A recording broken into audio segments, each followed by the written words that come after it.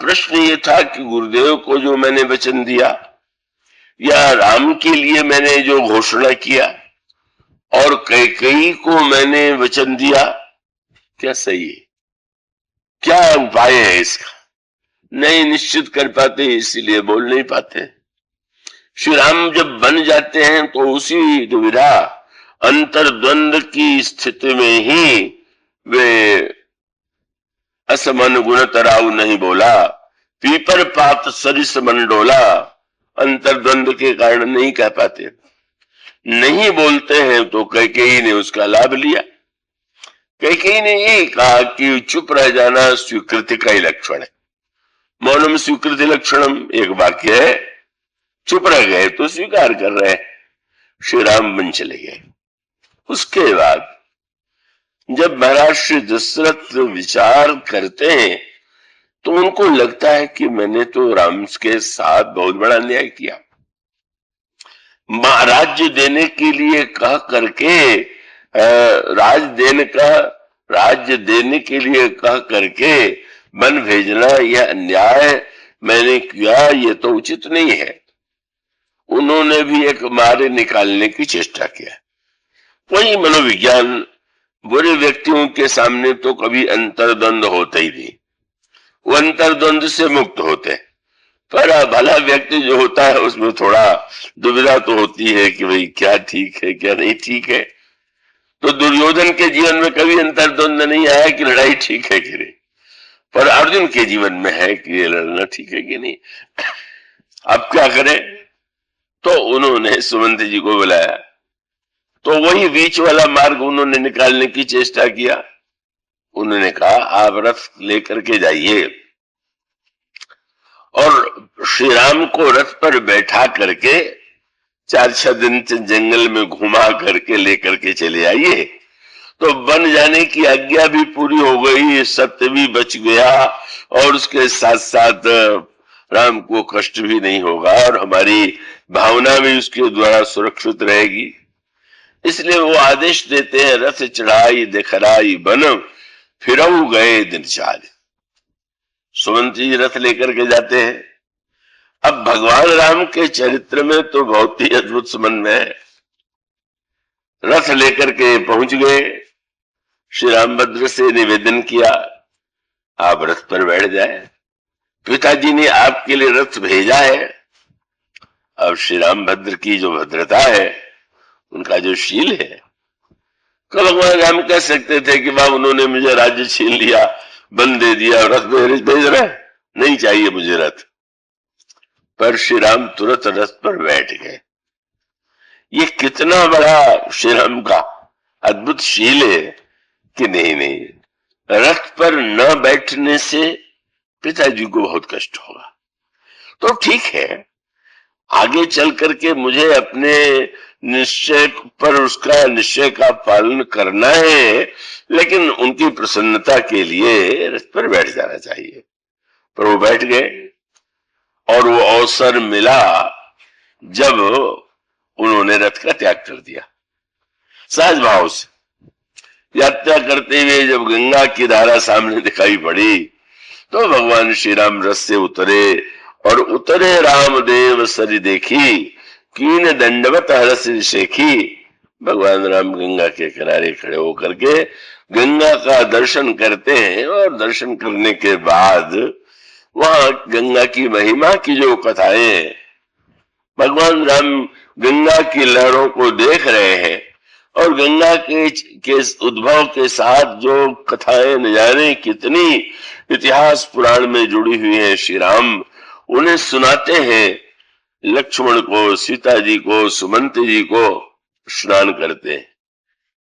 उसके बाद सुमंत जी ने उस समय केवल इतना कहा था कि आप रथ पर बैठ जाइए। अब अगले दिन श्री राम से उन्होंने कहा कि आप बन क्यों जा रहे हैं? सत्य के लिए, पिताजी के आदेश का पालन करने के लिए। तो महाराज पिताजी ने तो आदेश बदल दिया। अब उन्होंने कहा है कि 14 वर्ष नहीं, केवल 4 दिन आप रथ पर बैठ जाए। कितना बड़ा व्यंग है। ये 4 ही दिन क्यों चुना? बोले 14 में 4 भी और 1 भी, तो चलो 4 का अंक तो पूरा हो ही जाए, एक छोटा ही अंक है, कोई बात नहीं। मानो 4 शब्द के साथ वो जो अर्थ जुड़ा हुआ है, 4 दिन मैंने क्यों भाई, 1 दिन में 2 दिन में नहीं, 4 दिन, मानो अपने को एक वो दे रहे हैं। जब ये प्रस्ताव उन्होंने रखा तो लक्ष्मण जी जो है बड़े क्रोध में आए, और क्रोध में आकर के उन्होंने दशरथ जी के लिए बड़े कठोर शब्दों का प्रयोग किया। जब कठोर शब्दों का प्रयोग किया तो भगवान राम तो संकोच में गड़ गए उनके सामने, और उनका छोटा भाई, और छोटा भाई क्या जो दशरथ के पुत्र भी है, वो निंदा कर रहे हैं, कठोर शब्द कह रहे हैं। तो भगवान श्री राम ने लक्ष्मण को रोका, लक्ष्मण ऐसे नहीं बोलना चाहिए। और फिर आपने हाथ जोड़ करके उनसे कहा कि बरज राम पुनि मोहि निहोरा, कहा बन तात लखन लरी खाई। ये लक्ष्मण तो बालक है, इसे पता नहीं कैसे बोलना चाहिए, क्या बोलना चाहिए। आप इस लड़कपन को पिताजी को बिल्कुल न सुनाइएगा। पर प्रश्न ये है कि अयोध्या में लक्ष्मण जी एक बार भी नहीं बोले।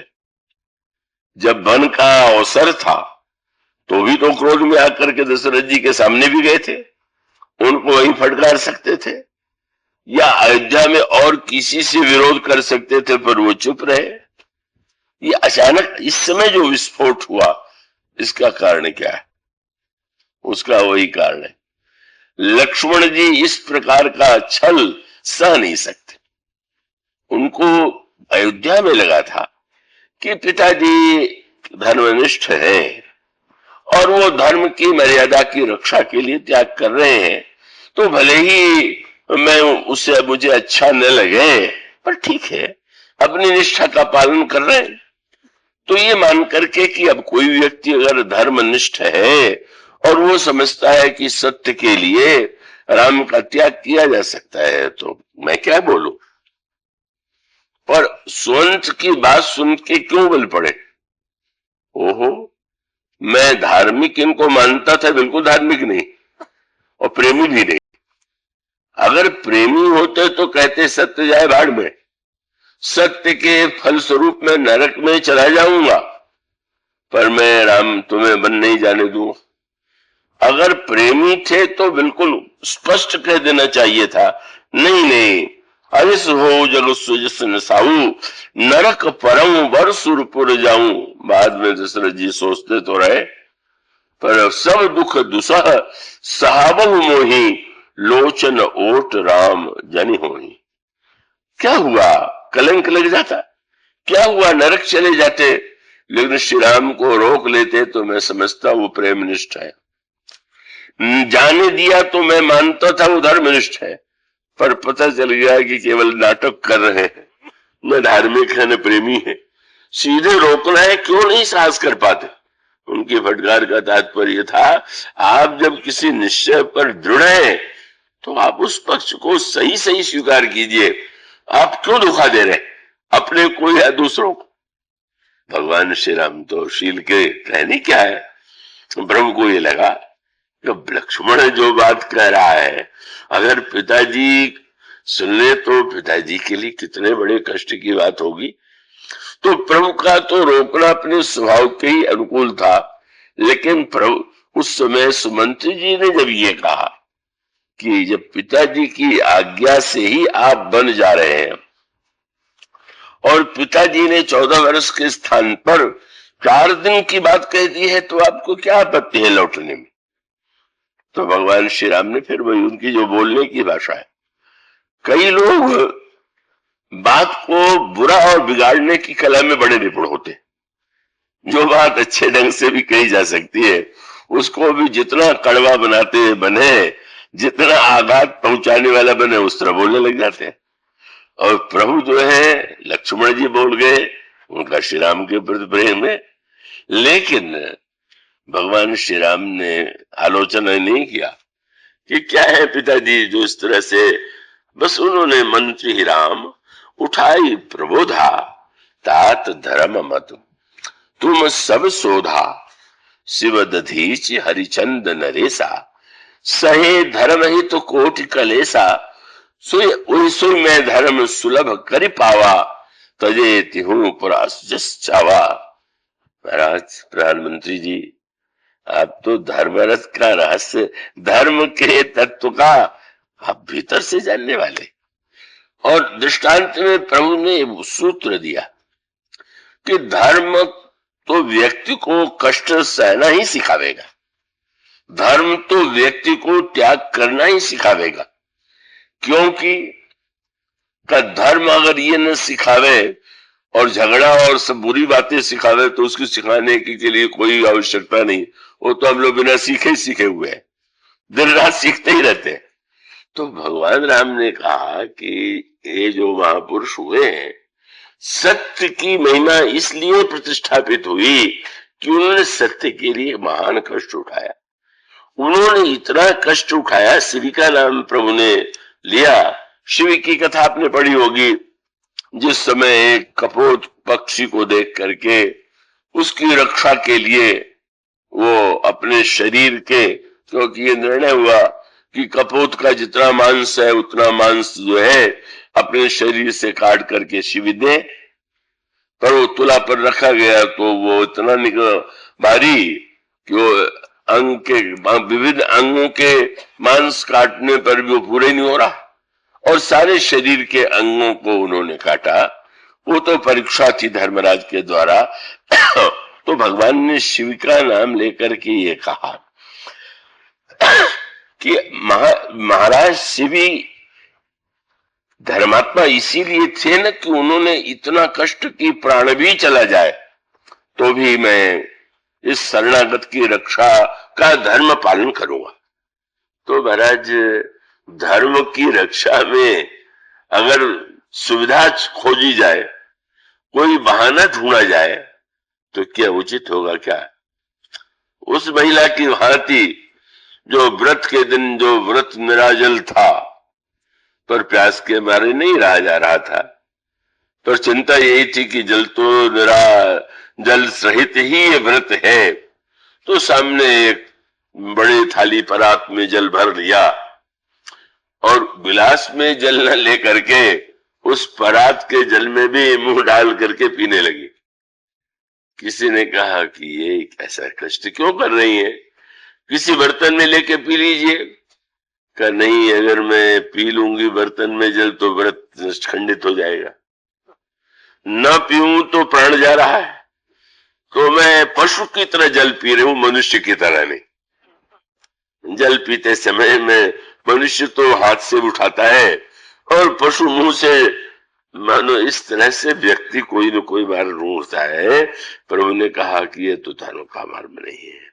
और इसलिए बहुत सुंदर बात प्रभु ने कही कि मैं कष्ट उठाऊं, प्रश्न इतना ही नहीं, इसके द्वारा जो हमारे पिताजी को अयश मिलेगा, कलंक मिलेगा, मुझे मिले तो मैं उससे सह भी लूं, लेकिन पिताजी का यश नष्ट हो जाए इसलिए तो किसी प्रकार से उचित नहीं है।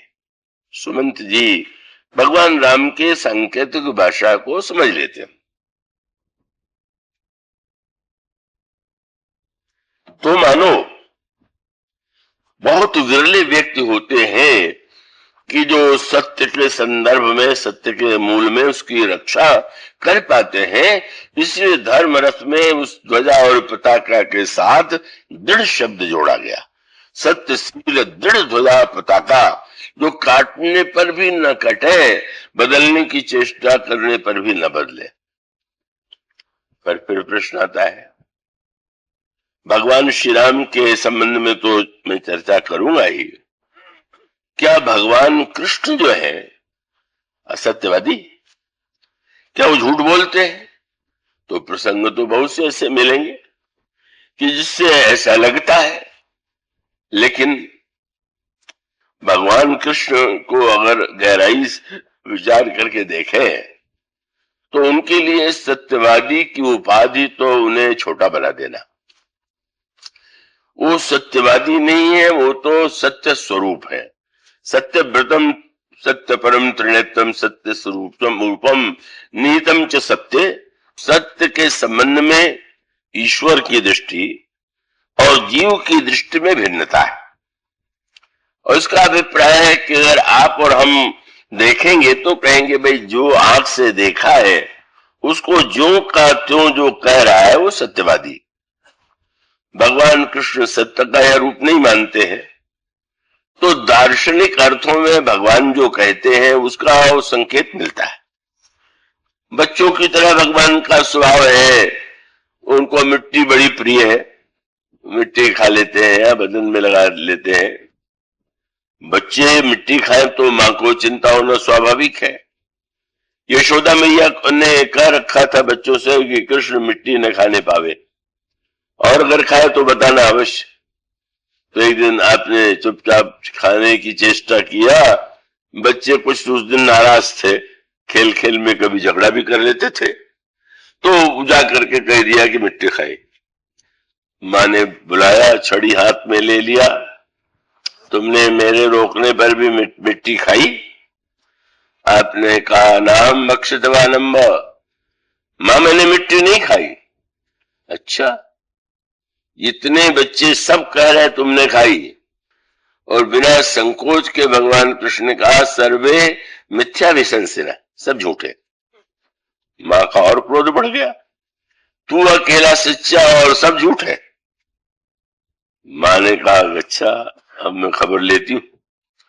पर ये कहा कि ये बच्चे ही नहीं है, तुम्हारा बड़ा भाई बलराम भी कह रहा है। अब बड़े चक्कर में पड़े, बलराम जी बड़े हैं और उनसे कहे कि बड़े भाई भी झूठ बोल रहे हैं। तो आपने एक नई विधि का आश्रय लिया। उन्होंने कहा कि मां एक ही उपाय है। क्या?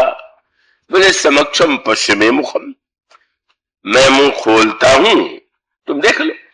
मिट्टी खाई होगी तो लगा हुआ, अगर लगा हुआ दिखाई दे तो समझ लेना ये सही कह रहे, और न दिखाई दे तो समझ लेना कि वो मैं सही कह रहा हूं। मां ने कहा मैं तेरे स्वभाव से परिचित हूं, तो विश्वास जमाने के लिए आगे इतना बढ़ गया कि सोचा होगा कि जब मैं ऐसा कह दूंगा तो मां को विश्वास हो जाएगा कि अगर खाया होता तो मुंह न खोलना। नहीं नहीं, ये चालाकी मुझसे भी चल खोल। अब वहां पर जो सूत्र है बड़ा दार्शनिक। भगवान मुंह खोलते मिट्टी लगी दिखाई देती, जो स्वाभाविक था, तो लगता कि उन्होंने मिट्टी खाई। पर जब उन्होंने मुंह खोल करके दिखाया तो सारे ब्रह्मांड का दर्शन यशोदा मैया को भगवान के मुख में हुआ। क्यों? ये जो विराट रूप का दर्शन है, बस सूत्र भगवान ने जो ये कहा उनका तात्पर्य है कि संसार वालों के पास अपनी जो आंख है, किसी के आंख में ही कोई रोग हो और वो अपनी रोगग्रस्त आंख को प्रमाण मान करके देखे। वो धनुष यज्ञ के प्रसंग में आता कि कुछ राजाओं को तो राम बड़े प्रिय लग रहे और कुछ को बड़े बुरे लग रहे। तो उन्होंने कहा कि राम में ऐसा क्या है, हम भी तो देख रहे हैं।